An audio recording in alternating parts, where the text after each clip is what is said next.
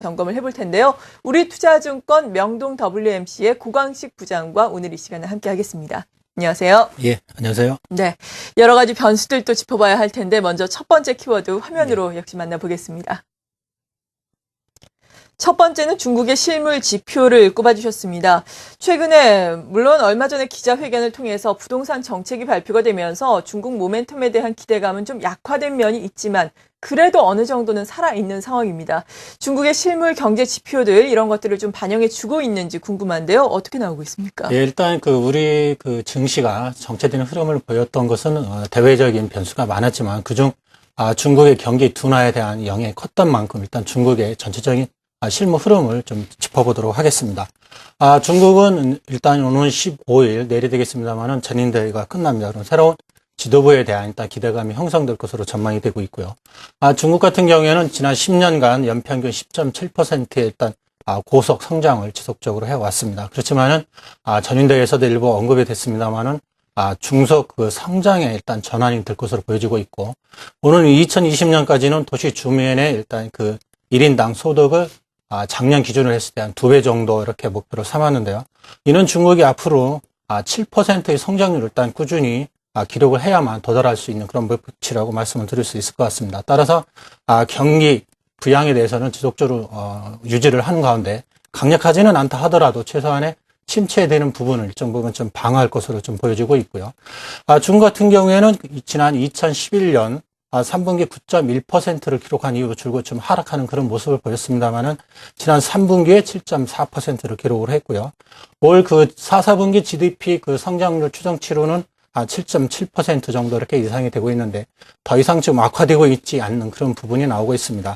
2013년 1분기 GDP 성장률 추정치는 한 7.9%, 외국계에서는 8% 초반까지 이렇게 높게 잡기도 하고 있습니다만은 일단 전체적인 경기 개선에 대한 기대감이 좀 형성될 것으로 보여지고 있고 최근 중국의 실물 지표들이 발표가 되고 있는데요. 일단 산업 생산이라든가 소매 판매 같은 경우에는 각각 9.6%, 14.5% 이렇게 성장을 좀 하는 모습을 보여주고 있습니다. 특히 산업 생산 같은 경우에는 5개월 만에 좀 최고치를 지금 기록하고 하고 있는데요. 지난 중국 정부가 집행한 그런 정책들이 일단 실물에 지금 반영이 되고 있는 것으로 이렇게 또 판단이 됩니다. 따라서 중국은 전반적으로 좀 경기가 바닥을 통과하는 것이 아닌가 좀 분석이 되고 있고요.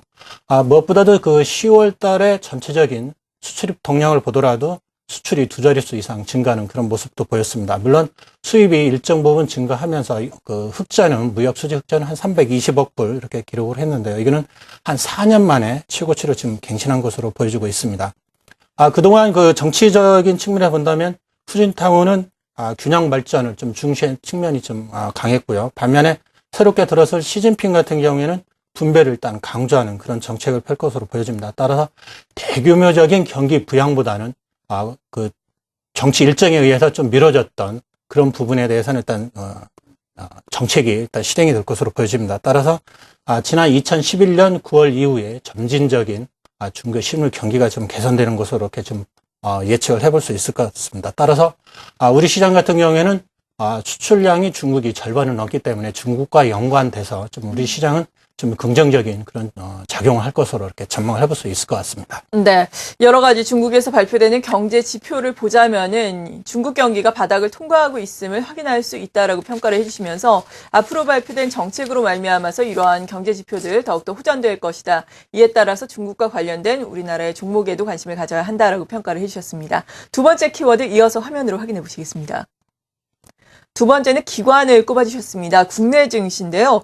기관 수급의 중요성이 부각되고 있다라고 요즘 이야기를 많이들 하시거든요. 네, 어떤 점에서 중요성이 부각되고 있는지 이에 따른 전략은 어떻게 세워야 하는지 궁금한데요. 물론 이제 외국인들은 국내 주식시장에서 지속적으로 매수를 했었습니다만 네. 지난 10월 달에 1조 1천억 순매도를 했고요. 11월 달 들어서도 좀 보수적인 그런 매매 패턴을 보이고 있습니다. 반면에 국내 기관이라든가 연기금에서는 꾸준히 주식을 매수하면서 코스피가 추가적으로 하락하는 그런 부분을 일정 부분 좀 방어하는 그런 좀 상황이 연출이 되고 있습니다. 따라서 연기금이라든가 기관에서 좀 관심을 갖고 꾸준히 매수하는 업종과 종목에 대해서는 일단 좀 우리도 관심을 좀 갖고 대응을 해야 되지 않나 이렇게 좀 생각을 해볼 수 있을 것 같습니다. 무엇보다도 일단 외국인들이 국내에서 공격적으로 좀 주식을 사지 않고 있기 때문에 일단 그 연기금이라든가 국내 기관들의 매매 패턴을 일단 점검을 해야 될 것으로 보여지고 있는데요. 그동안 국내 기관이라든가 연기금 쪽에서 매수했던 종목들은 일단 코스피 대비 아웃퍼폼하는 그런 모습을 좀 보여주고 있습니다. 물론 최근에 IT 섹터 중심으로 좀 강한 흐름을 좀 보여주고 있습니다. 뭐 대표적인 종목이라면 뭐 LG전자라든가 일부 SK 하이닉스 같은 게 뭐 해당이 되겠습니다만은 따라서 연기금이라든가 국내 기관에서 그 관심을 갖는 업종과 종목에 대해서는 지속적으로 좀 관심을 가져야 된다 이렇게 말씀을 드리고 싶습니다. 네. 기관이 그렇다면 어떤 종목들 관심을 가질 수 있을지 계속해서 이어지는 저희가 퀀트 유망주 시간에 또 자세하게 다뤄볼 테니까요. 잠시 기다려주시기 바랍니다. 마지막 키워드 이어서 화면으로 역시 확인해 봅니다. 실적 호전주입니다. 최근에 지수는 지지부진하지만 실적 호전주 중심으로 종목이 슬림화돼가면서 이런 종목들은 또 잘 가고 있거든요. 이런 종목들 가운데서도 우리가 또 유망 종목을 또 선별을 해봐야 할 텐데요. 그 기준이 어디에 있을까요?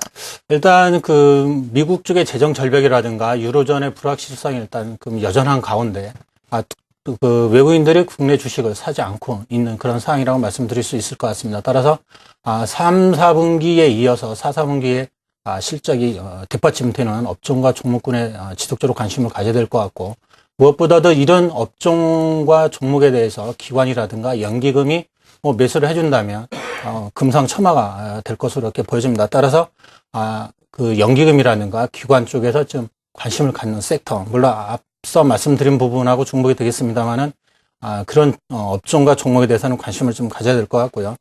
특히 이제 미국의 재정 절벽 그 우려라든가 유럽발 재정 그 리스크에 대해서는 일단 불확실성이 여전합니다. 그렇지만은 3, 4분기 전반적인 그 기업들의 그 실적이 일단 지난 10월을 기점으로 추가적으로 좀 악화되고 있지 않는 그런 모습을 보여주고 있습니다. 따라서 4, 4분기까지 이어지는 그런 업종과 그 종목에 대해서는 관심을 가져야 될 것 같고요.